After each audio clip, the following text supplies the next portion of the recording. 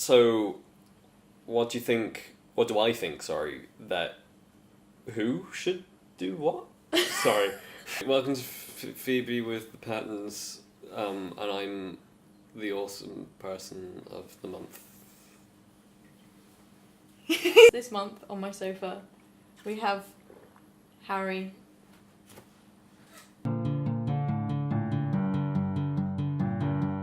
What do you do?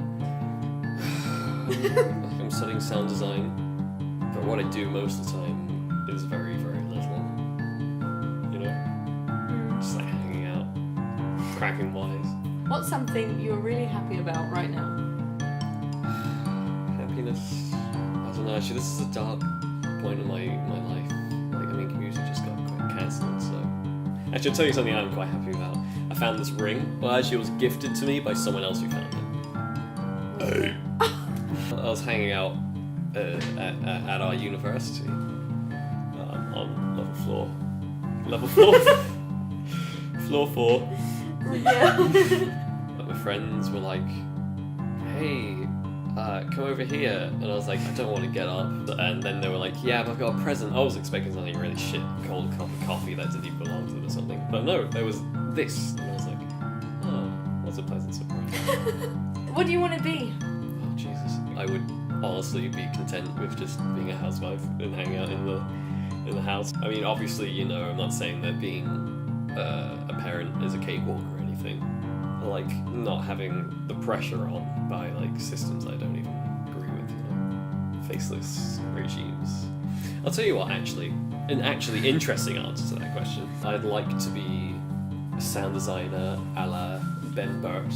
His first motion picture was for Star Wars, which is obviously very iconic for its sound design. Like, if I were to play you a sound of R2 beeping and whistling, like, you'd immediately recognise that as, oh, it's R2D2. What is something that you would like to change about the world? Oh, Jesus. I feel like this is really provoking. God, I don't know where to start.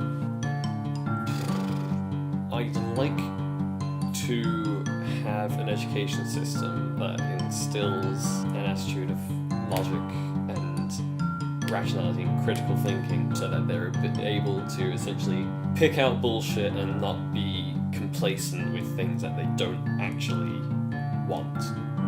Because people just tend to... just the way things are, you know. I'll just leave that be. Because people don't know what they want, you know. They feel like they have to be told. But it's not the case, guys. Do you think there is too much pressure on young people to know what they want to be when Yes. they grow up? 100% yes. I got to choose like 5 subjects. Other people don't get to choose like 3 or something. At GCSE. GCSE, right. level. Even at that point, you're narrowing someone's life, essentially, their pursuit of knowledge, at the age of, what, 14? I mean, for example, because of that, I never took psychology, even though it's something that I feel like I really would have enjoyed. I mean, some people, when they're young, are very focused on what they want to do, and, you know, it's great if they feel like that's absolutely what they want to do.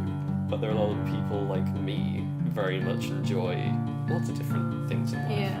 Like, I feel like I would enjoy things more if I was able to take more. But the thing is that if the school system allowed me to take all that stuff, then I would have been inundated with, you know, work, which I wouldn't have enjoyed because I didn't see the point in it. I was literally there just because I wanted to get the knowledge. I can't just say, oh, give me more options. I have to also say, have a better system for examination and valuing what I know. If I had the choice of taking like 1 semester of geography, then I would have taken 1 semester, and if I didn't like it, I would have gone and done...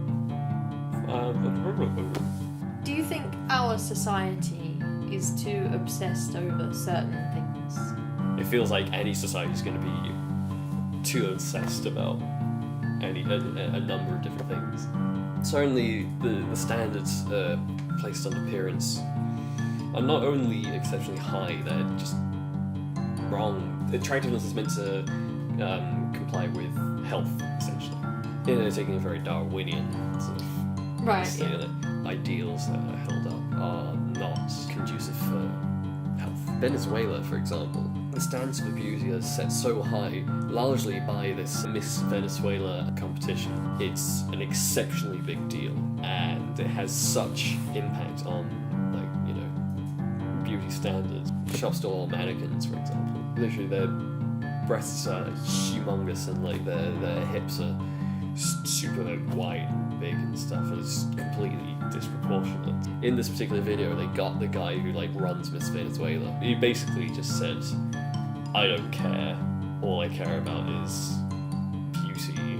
Ugly girls aren't worth my time," or something like that. I think it was even more horrible than that, to be honest. But yeah, no, it was that sort of disgusting, just like patriarchal, gross fuckery that What's something then that you think is really important that we, the higher we, do not focus on enough?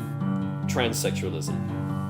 Right. And transgenderism as well, I should say. Probably asexuality as well, because that's something that's also really widely misunderstood.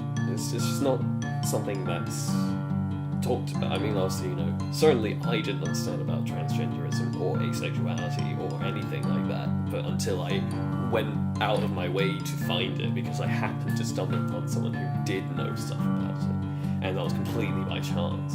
Otherwise, I'd be probably just as ignorant as the world. Essentially, the idea that sexuality is a spectrum and gender is a spectrum, like transgenderism, is something that if you don't come across it, it can appear quite alien. The very fact that it does come across alien is an issue, because it shouldn't. That is an example, essentially, of ostracization. Even if it wasn't a deliberate thing, then it's, you know, pretty shit. What is love? They're gonna hurt me. So if you could speak to you 5 years ago, I'll create a time paradox. 14-year-old Harry 14-year-old Harry, stop being a little bitch. with his little curls. Stop being obnoxious. Be more willing to call people out on their shit. Stop falling in love, because you're not good at it.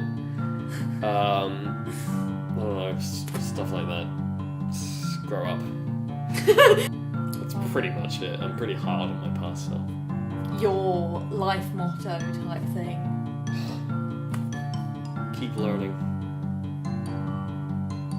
To have the humility to assume that you don't have it all figured out, I think is quite an important thing. You might be wrong, but at the same time, someone else might be wrong. So therefore, if you're going to get into an argument with someone, get into it with the first thought to be, what am I going to learn from this other person? When conflict arises, not to take it as a competition, But as... a learning experience. Right. Okay. Hence, keep learning. Okay, I can deal with that. Have you enjoyed being on my sofa today? Oh, I suppose so. It's a comfy sofa.